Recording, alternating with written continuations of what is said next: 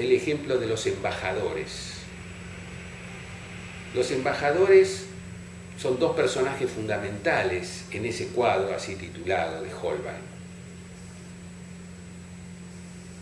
Entre ellos, en los estantes que se ubican entre ellos, hay distintos objetos que representan las artes liberales de la época, que representan los avances científicos. Los dos personajes son embajadores, uno perteneciente al poder civil, otro al poder eclesiástico. Todos esos objetos son objetos representativos de un poder, de lo que clásicamente, incluso en la historia de la pintura, se denomina la vanitas, la vanidad. Es decir, todo aquello que para los seres humanos alimenta, engorda su narcisismo, particularmente a partir del ejercicio de un poder. Pero si miramos el cuadro de frente, este cuadro que está en la National Gallery de Londres, si miramos el cuadro de frente, vemos al mismo tiempo en la parte central, un poco hacia la izquierda, una figura extraña que llama la atención, casi como una mancha.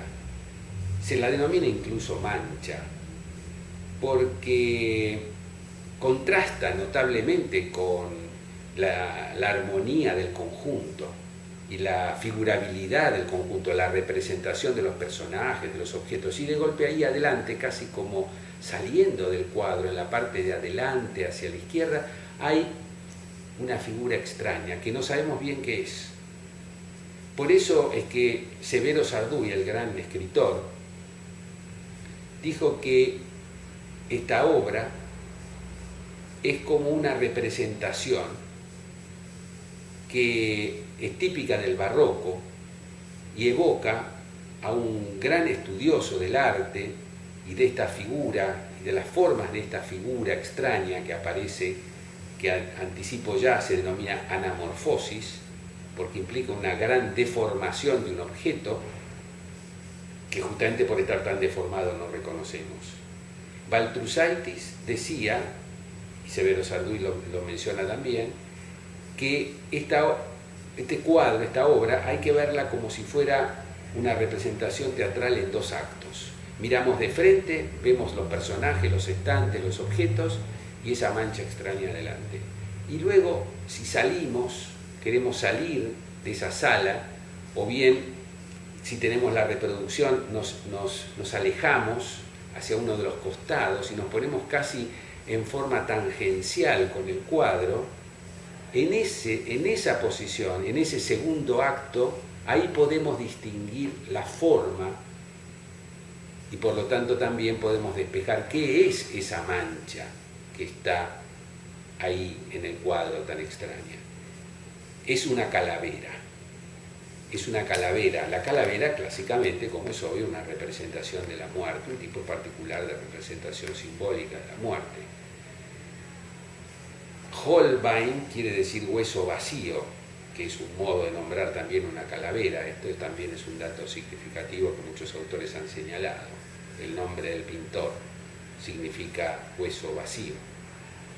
Ahora, esto entonces indica que si esta particularidad del cuadro nos toca, nos llega, esto significa que entonces hay algo que conmueve, que altera toda esa dimensión de enorme poder caracterizado por todas las particularidades que están representadas en las vestimentas de estos embajadores, en sus objetos, etc.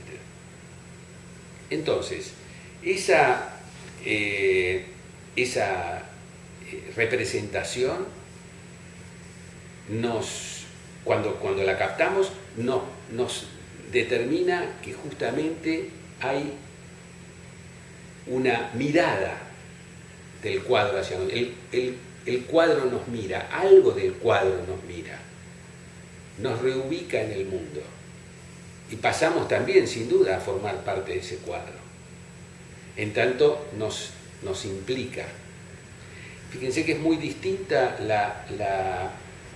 la posición del crítico de arte, no es una crítica a los críticos de arte, pero el crítico de arte tiende a ponerse inexorablemente cuando quiere despejar la utilización del color, de las formas, la época a la cual pertenece ese pintor, determinados detalles para saber si realmente el cuadro es auténtico o no, etcétera, etcétera, toma una cierta distancia. En cambio, necesaria para esa operación crítica. En cambio, cuando el cuadro nos mira, nos toca, nos llega, conmueve nuestra posición en el mundo, cuando eso sucede, porque puede no suceder, entonces ahí podemos decir que el cuadro nos mira. Mencioné antes que Heidegger cita también un cuadro en su obra El origen de la obra de arte, Los zapatos de Van Gogh. Y dice lo siguiente, lo voy a leer brevemente porque el texto lo merece. Es un texto de gran profundidad y de una fuerte connotación poética, pero que al mismo tiempo es muy ilustrativo de lo que estamos diciendo. Escojamos como ejemplo de útil uno bien corriente, un par de zapatos de labriego. Un útil, dice Heidegger, es un instrumento, es decir, algo que podemos usar. Esto es una obviedad. Un poco más adelante dice, elijamos un conocido cuadro de Van Gogh, que pintó más de una vez. Se refiere al cuadro Los zapatos. Pero dice, ¿qué tanto hay que ver en estos? ¿Qué es lo que tenemos que ver en ese cuadro donde hay solo zapatos? Pues bien, he ahí los zapatos. ¿Y qué importancia puede tener un par de zapatos pintados? Bueno, efectivamente, todo el mundo sabe lo que significa un zapato. Dice Heidegger, si no se trata precisamente de unos zuecos o unas alpargatas, ahí están la suela y la pala de cuero unidas entre sí por costuras y clavos. Semejante objeto sirve para calzar el pie. Cuando Heidegger describe la particularidad de un útil, está describiendo algo que es muy obvio, muy evidente. Según para lo que sirva, para trabajar en el campo o para bailar, son distintos el material y la forma. Estas indicaciones perfectamente justas no hacen más que explicar lo que ya sabemos. El ser del objeto, en cuanto tal, consiste en servir para algo, en la medida en que es un útil. Pero ¿qué pasa con ese servir? Ahí empieza la cuestión. ¿Qué quiere decir servir? ¿Captamos ya con el hecho de que es un útil su verdadero ser? ¿Captamos, dice Heidegger, ya con ello lo que este ser útil tiene de útil? No necesitamos para lograrlo explorar el útil que sirve para algo y su servicio. Y acá viene el comienzo de la frase que me interesa especialmente leer. La labriega lleva los zapatos en la tierra labrantía.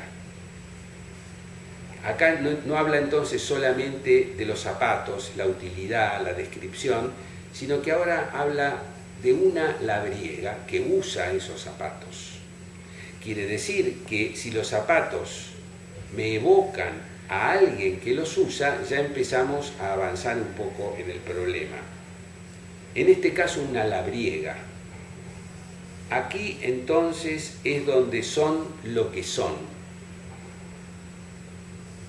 En este proceso del uso del útil, no puede dejar de enfrentársenos realmente lo que tiene de útil.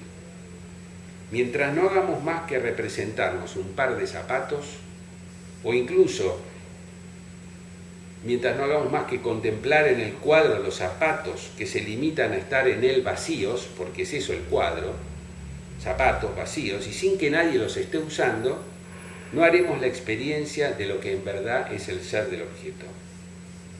Porque incluso en el cuadro de Van Gogh, y esto también lo señala Heidegger, ni siquiera sabemos dónde están esos zapatos.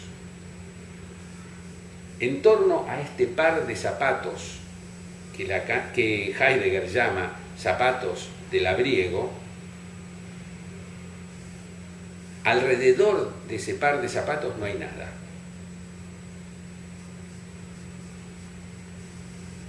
Ni siquiera hay adheridos a ellos terrones del terruño o del camino, lo que al menos podía indicar su empleo. Un par de zapatos de labriego y nada más. Y sin embargo, en la oscura boca, dice Heidegger, del gastado interior bosteza la fatiga de los pasos laboriosos. Quiere decir que si evocamos los pasos laboriosos de un labriego o una labriega que usa esos zapatos, ya vamos más allá del simple sentido de utilidad, de instrumento de los zapatos. Y agrega, en la ruda pesantez del zapato está representada la tenacidad de la lenta marcha a través de los largos y monótonos surcos de la tierra labrada, sobre la que sopla un ronco viento.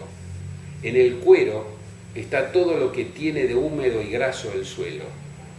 Bajo la suela se desliza la soledad del camino que va a través de la tarde que cae. En el zapato vibra la tácita llamada de la tierra, su reposado ofrendar el trigo que madura y su enigmático rehusarse en el yermo campo en baldío del invierno. Por este útil cruza el mudo temor por la seguridad del pan, la callada alegría de volver a salir de la miseria, el palpitar ante la llegada del hijo y el temblar ante la inminencia de la muerte. Propiedad de la tierra es este útil y lo resguarda el mundo de la labriega. Si nosotros llegamos a captar que este par de zapatos no es meramente un útil, sino también un par de zapatos, por ejemplo, usados por una labriega, lo cual evoca la soledad en el campo de quien trabaja en esos lugares a veces inhóspitos, en el baldío del invierno, donde abunda la miseria, donde hay que luchar por la seguridad del pan, por la posibilidad de la llegada de un hijo y por el temblar ante la inminencia de la muerte, entonces el cuadro nos mira.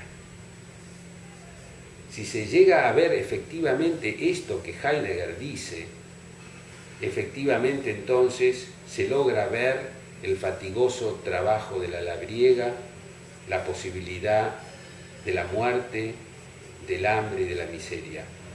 Entonces, observar ese par de zapatos dibujados, pintados, mejor dicho, por Van Gogh, entonces en ese caso puedo decir que el cuadro nos mira. Por eso es que entonces se puede decir que la mirada es una de las formas, una de las especies que configuran esa invención lacaniana denominada objeto A. Por supuesto, en uno de sus determinados sentidos, porque hay una variabilidad. En este caso, en esta breve exposición, solo me he detenido en la importancia que tiene el objeto A en esta forma de esta especie llamada mirada. Es decir, no he hablado ni del pecho, ni de la materia fecal, ni de la voz, que son otras formas, otras especies del objeto A. Me he detenido en el objeto A, mirada, en esa mirada entonces que no se confunde con los ojos que ven, una mirada que a su vez puede estar íntimamente ligada al problema de la angustia y que, bueno, en los ejemplos que he dado pueden servir justamente, los ejemplos que he dado pueden servir para pensar, para ampliar, para profundizar este problema de la mirada.